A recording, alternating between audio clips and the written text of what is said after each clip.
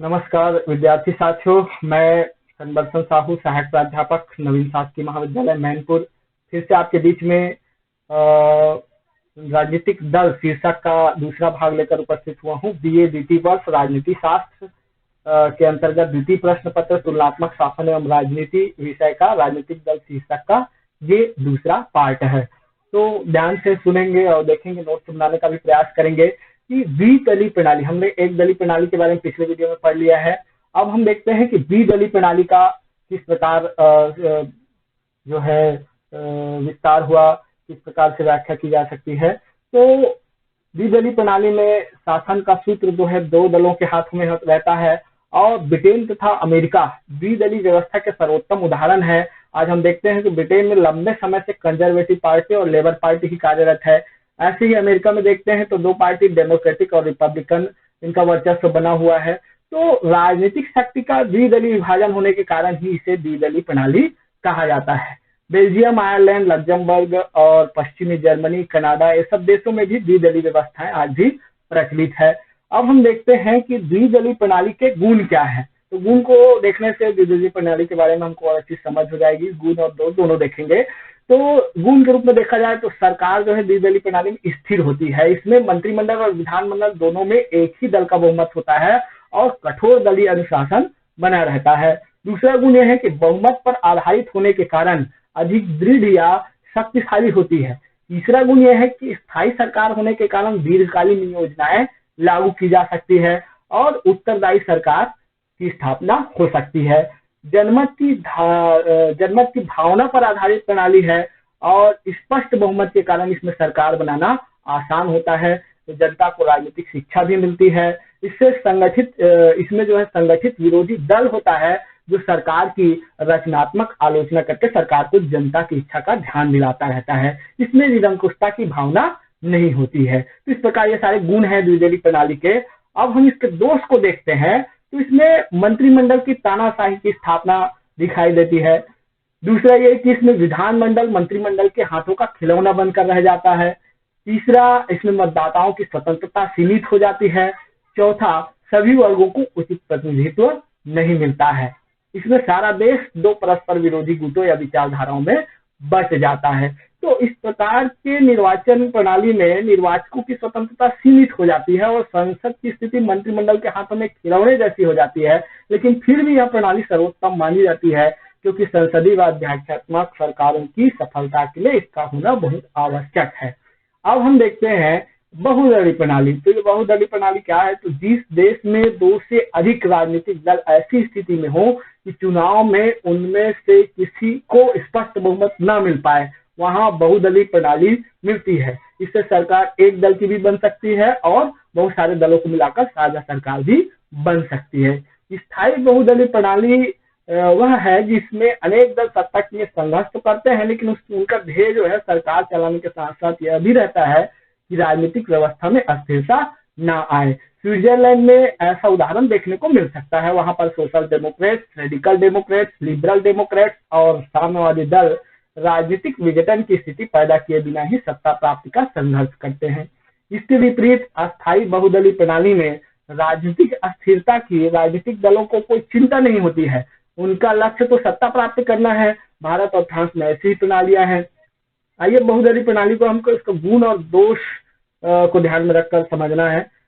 देखते हैं कि बहुदलीय प्रणाली के गुण में सभी वर्गों को प्रतिनिधित्व मिलता है, तो ये इसका गुण है। दूसरा ये कि राष्ट्र दो विरोधी गुटों या विचारधाराओं में नहीं बंटता है। इसमें तीसरा गुण ये है कि मतदाताओं को चुनाव की स्वतंत्रता रहती है।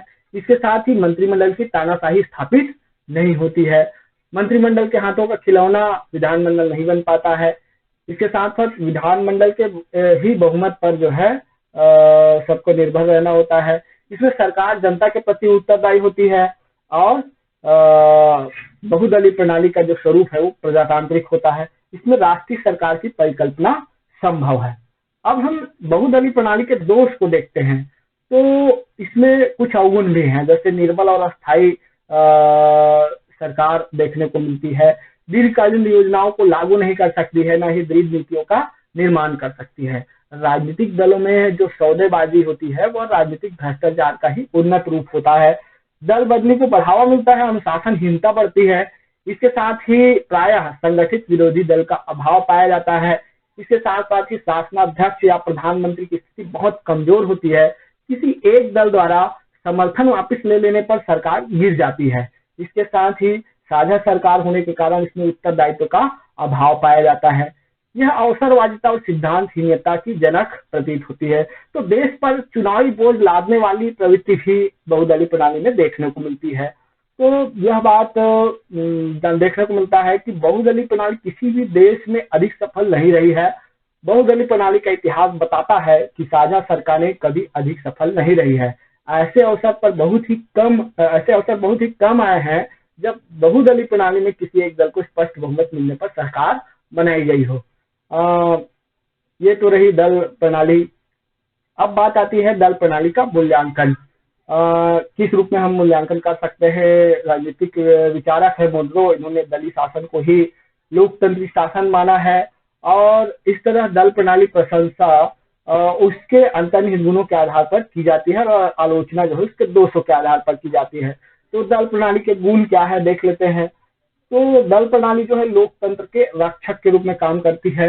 इसके साथ साथ दृढ़ सरकार की स्थापना में सहायक होता है और जनमत का निर्माण करने में सहायक होता है, सरकार पर नियंत्रण स्थापित करने में सहायक होता है।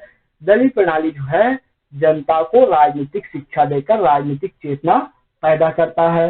इसके साथ ही जनता और सरकार के बीच कड़ी का भी कार्य करता है।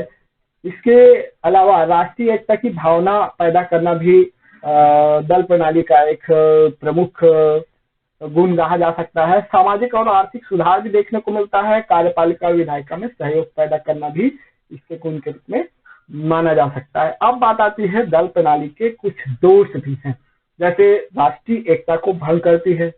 दल प्रणाली लोगों को दलीय स्वार्थों से बांधकर राष्ट्रीय हितों को नुकसान पहुंचाती है। कठोर दलीय अनुशासन व्यक्ति की स्वतंत्रता को कुचल देता है। इसके अलावा राजनीतिक दल भ्रष्टाचार के वाहक हैं, प्रलोभन देकर वोट खरीदे जाते हैं। समाज में नैतिकता का इससे पतन हो जाता है। संकट काल में भी सरकार दृढ़ निर्णय नहीं ले पाती है क्योंकि विरोधी दल प्राय टकराव की स्थिति में ही रहते हैं। राजनीतिक दल समाज में सांप्रदायिकता का जहर फैलाते हैं। देश व समाज का संकीर्ण क्षेत्रीय विभाजन कर देते हैं। क्षेत्रवाद भी एक प्रकार से पनपता है। विरोधी दल आलोचना में ही अधिक समय नष्ट करते हैं। इससे जनहित की हानि होती है। सर्वोच्च प्राथमिकता जो है राजनीतिक दल जो है सर्वोच्च प्राथमिकता तो अपने सदस्यों को खुश करने की होती है और इस प्रकार से ये सारे दोष राजनीतिक दल में दिखाई देते हैं। दल प्रणाली में अनेक दोष हैं, लेकिन फिर भी दलों को समाज से समाप्त करना ना तो संभव है और ना ही उचित है। आज संपूर्ण राजनीतिक व्यवस्था का ताना बाना दल प्रणाली पर ही आधारित है और दलों के बिना ना तो देश का भला हो सकता है और ना समाज का। आज आवश्यकता इस बात की है कि दलीय व्यवस्था के दोषों को दूर किया जाए। इसके लिए जनता का जागरूक होना और सरकार का दल व्यवस्था के दोषों को हटाने के प्रति वचनबद्ध होना बहुत जरूरी है। यह बात भी सही है कि सभी देशों में दल प्रणाली दोष युक्त नहीं है। अमेरिका तथा ब्रिटेन में दल व्यवस्था का आधार काफी मजबूत है क्योंकि वहां की जनता और सरकार इसको सफल बनाने के लिए वचनबद्ध है। दल विहीन प्रजातंत्र की धारणा न तो संभव है और न ही उचित है। दल समाज का अभिन्न अंग है, इसलिए इसके दोषों को दूर करके इसे समाज में बनाए रखना ही उचित है। तो ये रहा राजनीतिक दल प्रणाली। अब हम अगले वीडियो में अगले लेक्चर में दबाव समूह पर चर्चा करेंगे और आगे का अध्ययन उसमें करेंगे। ठीक।